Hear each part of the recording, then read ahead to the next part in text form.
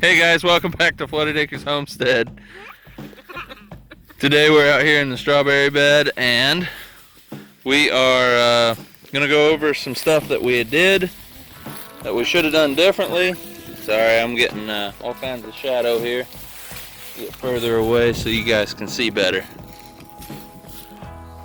So last fall we decided to put straw over our strawberry beds, and as you can see, it killed out most of our strawberries. So we also put leaves over the top of them, and the leaves didn't seem to bother them, but the straw was just too heavy. So next year, or this year, this fall, we are probably just going to either just leave them or put leaves over them and not the straw. And on nice days, you're supposed to uncover them. And I went through here once and uncovered them all because it's been fairly nice for being in winter time. But then our chickens decided to scratch it and bury them again. So as you can see, we started in this bed, and we have a video of that, I'm pretty sure. Yeah. We actually had started with pine berries and a different type of strawberry. Originally, yes. And those did not work out. We had bought some strawberries from a local I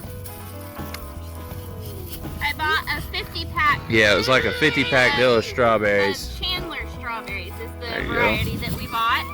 Boys, please from a local gardener, stop. I should say. Yes, from a local greenhouse. And we started out with 50 plants 2 years ago. This is going on our 3rd year, I believe. Last year they produced amazing, and you can see on the outside here, they've decided the runners are outside of the box. There's a bunch of them all over. We're gonna have to dig some of those up And replant them Replant. back either in here, or we were discussing moving our strawberry bed to the edge of our garden and just running them in rows instead of in this box. This raised Yeah, bed. because one of the big problems with this raised bed, as you can see, is getting to the middle of it, which right now we're not going to have that problem because there's not a lot of plants in the middle of it. Yeah, last year it was almost impossible when the plants were here to get in the middle to pick the strawberries. Yeah, we actually have a little time lapse of, because that's the only footage that I had got of it, and I'll go ahead and edit that in. Some of our ducks that we had, some of the anconas and stuff, they had went through and they was picking through the strawberries. That's why this cattle panel's here. They're all the way against this fence over here. So we'll just have to go through and see what we can dig up and what we can get. What we like about the strawberries, I like growing them. The kids love picking them. And funny story is the kids will not eat store-bought strawberries, but they love our fresh picked berries. And It during the seems summer- to be that way with all the vegetables. That is true. Our And kids during will the not summer, we touch can't any keep of them. We can't keep them out of here. Okay. You like to get some corn? Yes, he's wanting corn. But during the summer, the kids will eat their weight in strawberries while they're producing. Yes, We did buy some corn from Walmart. A little bit, okay? Surprised enough, he is actually wanting it. I will make it here in a little bit, okay?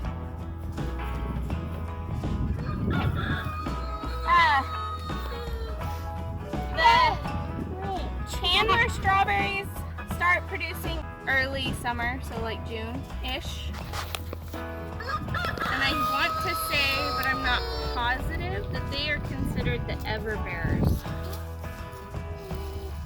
But I'm not positive about that. I can't. We'll have to do some more research and let you guys know. But I bought them because they were from a local producer, and so I knew they grew in our area well. And they did great last year. We probably ended up with, I don't know, like 10 pounds of strawberries. At least, yeah. This year, I'm hoping I can salvage my strawberry bed because I ended up killing out quite a few, which I really regret doing, but it was unintentional. And lesson learned, don't put straw on them. Yep. Didn't help us any, actually. Regressed. It really, like there's just dead spots in here now, as you can see.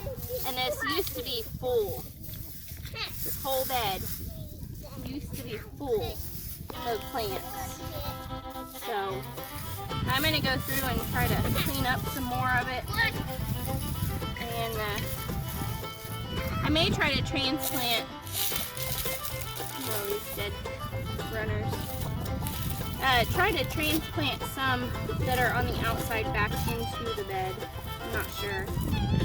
Probably be a good plan, so that way in the event that some of these decide to, more of them, if they decide to die off, then we'll have additional. These are beautiful on the outside. They look great. But on the outside, I didn't really cover them with the straw. This is all the chickens doing it after I took it off of the inside. So these look great out here. There's another good plant. So I probably will transplant some of these back into the bed after I get it cleaned up again.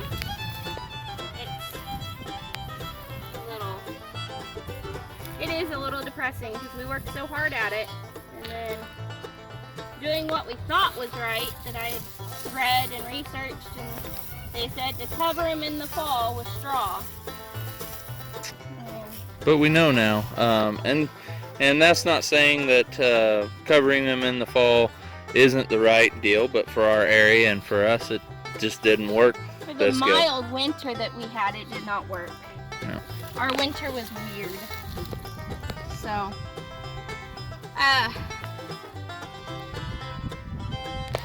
the mother plants put off runners after they produce fruit, which is what's on the outside, and they're considered daughter plants.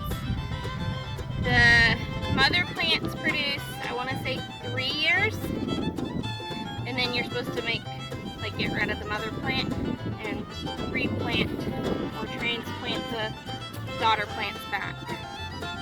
And I think for us it would be easier to do that in rows and mounds instead of a raised bed. Yeah, absolutely. Which is why we've been considering moving them and doing a mound.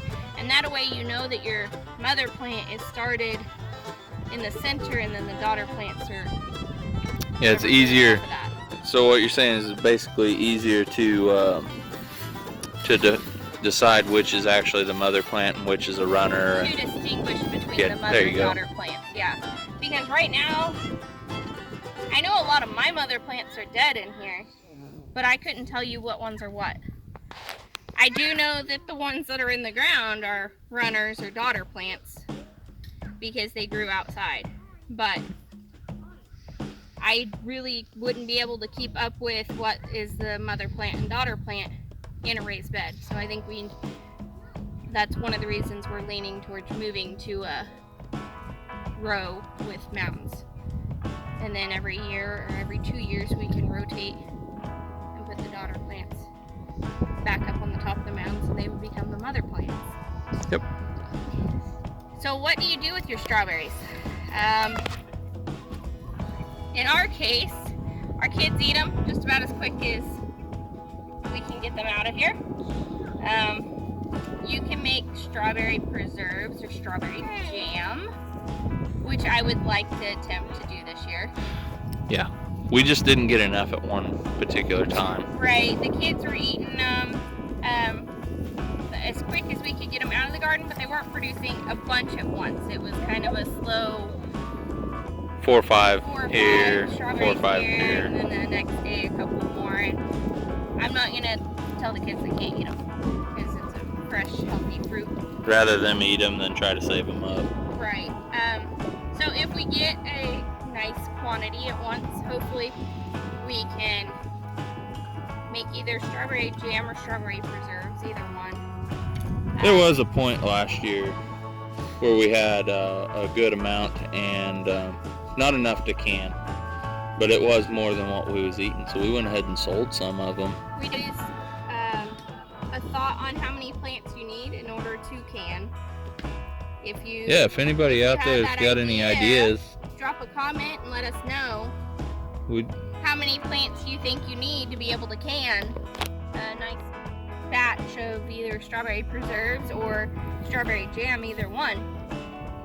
it may have been even a such thing that we had too many crowded in the one box. I know that we had too many in the one box, so they weren't producing and they weren't as well. producing as well as they should have. I mean, it's kind of a blessing in a disguise that they died out due to me putting straw on them, because it thinned them out.